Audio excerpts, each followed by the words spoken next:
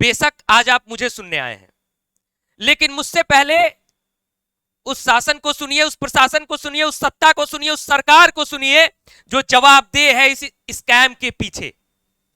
उसका क्या जवाब है, उसके जवाब का एक छोटा सा उदाहरण आपको मैं सुना रहा हूं। पता लग जाएगा, डरते क्यों? मैंने पहन के 2017 में उतार दी। अगर मर्द होते तो पहनते। आपने सुना, इस देश में कल मर्दानगी को लेकर के एक नई संज्ञा दी गई। मैं इस पर ज्यादा डिटेल में नहीं जाना चाहूंगा। स्तर क्या है, ये जो वाक्य कहा गया इसका स्तर क्या है आप खुद अंदाजा लगा सकते हैं। आज मैं बात कर रहा हूं स्टाफ सिलेक्शन कमीशन एसएससी में हो रहे लगातार स्कैम के विरोध में। आज मैं खड़ा हूं उन विद्यार्थियों के साथ। आप सोच रहे होंगे कि मैं क्यों आया हूं आज वीडियो बनाने, एसएससी के टॉपिक पर मैं क्यों वीडियो बना रहा हूं। मैं वीडियो इसलिए बना रहा हूं क्योंकि आज मैं खड़ा हूं उन साथियों के साथ, उन विद्यार्थियों के साथ जो लगातार इस एसएससी स्कैम की प्रताड़ना को झेल रहे हैं। मैं खड़ा हूं उन बड़े भाइयों के साथ जो उन विद्यार्थियों के लिए लड़ रहे हैं। मैं खड़ा हूं उन सभी टीचर्स के साथ जो बड़े भाई के रूप में अपने विद्यार्थियों के लिए लड़ रहे हैं और कल उनकी गिरफ्तारी की गई, उन्हें डिटेन कर दिया गया। और जवाब क्या मांगने गए थे? हम अपने लिए इंसाफ मांगने गए थे। हम पूछने क्या गए थे?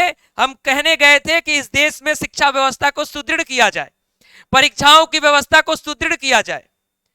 तो क्या सरकार को, क्या प्रशासन को, क्या शासन को सत्ता के मद में इतना चूर हो जाना चाहिए कि देश का विद्यार्थी, युवा वर्ग, देश का वो शिक्षक वर्ग अगर निकल करके सड़क पर आकर के खड़ा हो रहा है तो इस देश की एक गंभीर समस्या को उठा रहा होगा। अगर देश में शिक्षक और विद्यार्थी अगर सड़कों पर हैं तो देश किस गंभीर स्थिति में है, ये सवाल, ये बड़ा सवाल उठता है। जब जब युवा बोला है तब तब राज सिंहासन डोला है। यह शायद सरकार को और ये सत्ता को यह चीज समझना चाहिए। आप लाख विषयों पर अच्छा कार्य कर रहे हो, आप लाख अपनी पीठ स्वयं से थपथपा रहे हो साहब, लेकिन जब देश में शिक्षा व्यवस्था को लेकर के सवाल लगातार उठेगा तो कहीं ना कहीं आपकी नाकामी साफ तौर पर नजर आ रही है। जिस एडुकेटी कंपनी पर लगातार आरोप लगाए जा रहे हैं, चाहे वो एमपी का जितना भी एग्जाम कराई, लगातार हर एक एग्जाम में उसका फेल्योर सामने आया। आपने उसको एसएससी की एग्जाम की जिम्मेदारी भी दे दी है और वो भी लगातार, उसके लगातार फेल्योर होने के बाद भी आप उससे जिम्मेदारी नहीं छीन पा रहे हैं। आप एसएससी के पेपर को सही ढंग से करा नहीं पा रहे हैं, आप सेंटर्स को सही से दे नहीं पा रहे हैं। नॉर्मलाइजेशन का स्कीम आपने कभी भी क्लियर नहीं किया। किसी का 50 नंबर कहते हैं बढ़ गया, किसी का 1 नंबर नहीं बढ़ा। ये कौन सा स्कैम चल रहा है? आप पेपर के स्तर को किस तरीके से डिवाइड कर रहे हैं? ऐसे तमाम सवाल उठ रहे हैं। आज जो शिक्षक उन विद्यार्थियों के साथ खड़े हैं जो अपने शिक्षा जगत में एक क्रांति लेकर के आ रहे हैं, जो अपने विद्यार्थियों के साथ सड़कों पर उतरे हैं, उनके लिए 2 पंक्तियां कहना चाहूंगा कि लिख रहा हूं मैं जिसका अंजाम आज, कल उसका आगाज आएगा। लिख रहा हूं मैं जिसका अंजाम आज, कल उसका आगाज आएगा। मेरे लहू का हर एक कतरा इंकलाब लाएगा। मैं रहूं ना रहूं ये वादा है तुझसे मेरा, मेरे बाद वतन पे मिटने वालों का सैलाब आएगा। तो आज उन शिक्षकों ने एक मिसाल कायम कर दिया है कि हम सिर्फ शिक्षक का मतलब ये नहीं है कि हम सिर्फ पढ़ाएंगे, अपने अधिकारों के लिए नहीं लड़ेंगे। अपने विद्यार्थियों के अधिकारों की बात जब जब आएगी तब तब हम सामने खड़े होंगे। और मैं भी आज वादा करता हूं कि मैं सभी युवा साथियों के साथ, आपके साथ मैं खड़ा हूं और जब जब जरूरत पड़ेगी तब तब अपने सोशल मीडिया प्लेटफॉर्म के माध्यम से मैं आपकी आवाज उठाने का कार्य करूंगा। और 31 जुलाई जो एक काला दिवस है, जिस तरीके का जवाब प्रशासन ने दिया है, ये जरूर है कि कहा गया है कि 2 दिन में मंत्री साहब से मिलवा देंगे। मंत्री इतने बड़े हो गए देश में कि शिक्षक और विद्यार्थी सड़क पर बैठा है और मंत्री अपने कार्यालय से बाहर नहीं आ सकते। शर्म आती है ऐसे मंत्री पर।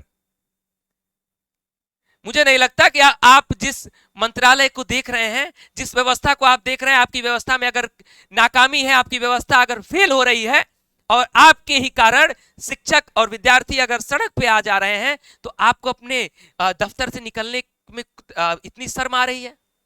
शर्म तो मुझे आप पर आ रही है साहब। और मैं 31 जुलाई को दिल्ली नहीं आ पाया, इसके लिए मैं अपने सभी युवा साथियों से क्षमा प्रार्थी हूं। लेकिन आगे मैं वादा करता हूं कि अगर इस एसएससी स्कैम में कोई बेहतर निर्णय नहीं लिया गया, अगर युवा साथियों की मांग नहीं मानी गई, तो आगे आने वाले समय में जो भी क्रांति होगी, जो भी धरना प्रदर्शन होगा, जो भी प्रदर्शन हो, जिस तरीके की भी क्रांति हो, उस क्रांति में मैं आपके साथ सम्मिलित रहूंगा। देश के किसी भी कोने में आप किसी भी क्रांति के लिए मुझे पुकारेंगे तो मैं आपके साथ खड़ा रहूंगा। और जिस तरीके से कल विद्यार्थियों को, अध्यापकों को लाठी मारी गई, लाठी के दम पर डराया गया, डिटेन कर दिया गया, अगर आगे आने वाले समय में ये जो कुछ घंटों की गिरफ्तारी थी शिक्षकों की, उसके लिए अगर लगता है सरकार को कि उनकी जेल में इतनी जगह है कि वो भर ले जाएंगे सभी को, तो बहुत सारे युवा साथी सामने खड़े होंगे। और मैं भी आपसे वादा करता हूं साथियों कि अगर आपकी ये मांगे नहीं मानी गई, अगर एसएससी का स्कैम नहीं सही हुआ, समाप्त नहीं हुआ, ये समस्याएं अगर नहीं समाप्त होती हैं, अगर ये बेरोजगारी की मार इसी प्रकार युवाओं पर पड़ती रहेगी, अगर ये दबाव की मार इसी प्रकार विद्यार्थियों पर पड़ती रहेगी, और ये लाठी अगर सरकार की चलती रहेगी, तो हर एक लाठी को मेरे अंदर जितनी शक्ति होगी आपके साथ सबसे आगे खड़ा होकर के खाने की क्षमता रखूंगा।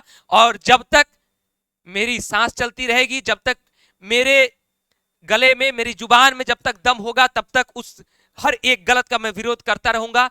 और जेल अगर जाने की संभावना होगी, गिरफ्तारी की अगर संभावना होगी, तो सबसे पहले अपने उन सभी बड़े भाइयों, शिक्षकों को मैं आश्वासन देता हूं, अपने सभी युवा साथियों, विद्यार्थियों को मैं आश्वासन देता हूं कि आपके साथ सबसे पहले अगर कोई मुझे भरना चाहेगा जेल में, तो मैं जेल में जाने के लिए तैयार रहूंगा।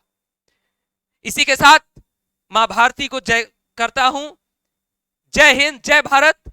और उम्मीद करता हूं कि सरकार, शासन, प्रशासन, सत्ता इस पर सुध ले और एसएससी के स्कैम में जितने भी मामले चल रहे हैं, जितनी भी विद्यार्थियों की मांगे हैं, उन मांगों को पूरा किया जाए। बहुत बहुत धन्यवाद। जय हिंद, जय भारत।